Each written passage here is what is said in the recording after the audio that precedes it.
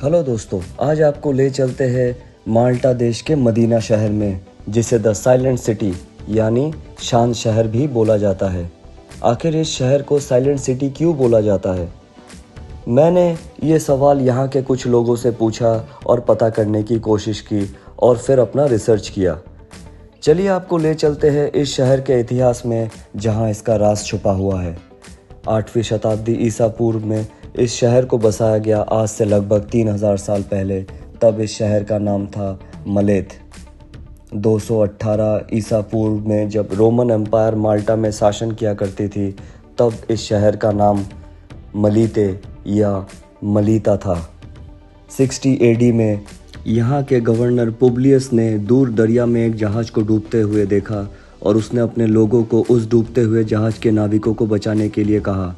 उस जहाज़ में थे सेंट पॉल, जो कि ईसा मसीह के 12 अनुयायियों में से एक थे। उन्होंने पुब्लियस को ईसा मसीह के बारे में बताया और पुब्लियस के बीमार पिता को भी ठीक कर दिया।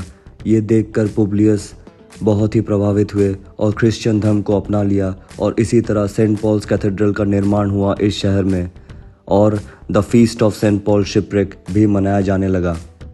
रोमन शासन के बाद समय था बाइजेंटीन एम्पायर का। बाइजेंटीन शासकों को लगा कि ये शहर बहुत बड़ा है।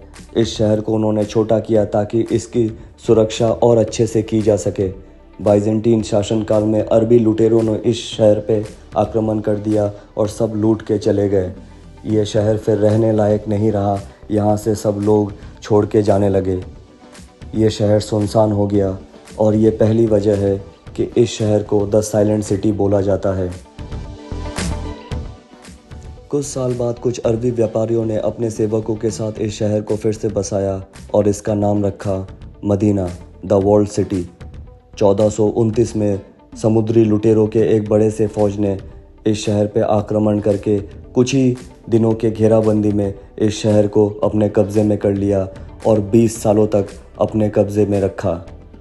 वो इस शहर से मेडिटेरेनियन सागर में व्यापार करने वाले जहाज़ों पे बहुत ही आराम से आक्रमण करते थे और उन्हें लूट लेते थे, और एक दिन रातों रात ये शहर छोड़ के चले गए। आज तक किसी को नहीं पता कि 20 साल इस शहर में रहने के बाद रातों रात ये सारे समुद्री लुटेरे कहाँ चले गए इस शहर को सुनसान करके। ये दूसरी वजह है कि इस शहर को द साइलेंट सिटी बोला गया। 1530 में स्पेन के चार्ल्स द फिफ्थ ने नाइट्स ऑफ सेंट जॉन को माल्टा सौंप दिया और नाइट्स ऑफ सेंट जॉन ने मदीना को राजधानी घोषित किया। बाद में मदीना के बदले वलेटा को राजधानी बनाया गया। सालों बाद जब नेपोलियन द्वारा माल्टा पे फ्रेंच शासन स्थापित किया गया, तब मदीना के किले में केवल 65 फ्रेंच सैनिक तैनात किए गए। माल्टा के लोगों ने चुपके से मदीना में घुस के उन 65 सैनिकों की हत्या कर दी, और इस तरह मदीना फिर से एक बार सुनसान हो गया। और ये तीसरी वजह है कि मदीना को द साइलेंट सिटी बोला जाने लगा। 1800 में यहाँ अंग्रेज शासन स्थापित हुआ और फाइनली 1964 में माल्टा आज़ाद घोषित किया गया। अभी भी मदीना में 250 से 300 परिवार रहते हैं, और यहाँ कोई भी शोरगुल नहीं है, ना ट्रैफिक की, ना किसी और चीज़ की। यहाँ तक कि जो पर्यटक यहाँ आते हैं वो या तो पैदल घूमते हैं या घोड़े के बग्गियों में। और ये चौथी वजह है इस शहर को द साइलेंट सिटी कहने के पीछे। कहा जाता है कि इस शहर में शोर करना मना है, क्योंकि इस शहर में शोर करने से अतीत की आत्माएं जाग जाती है।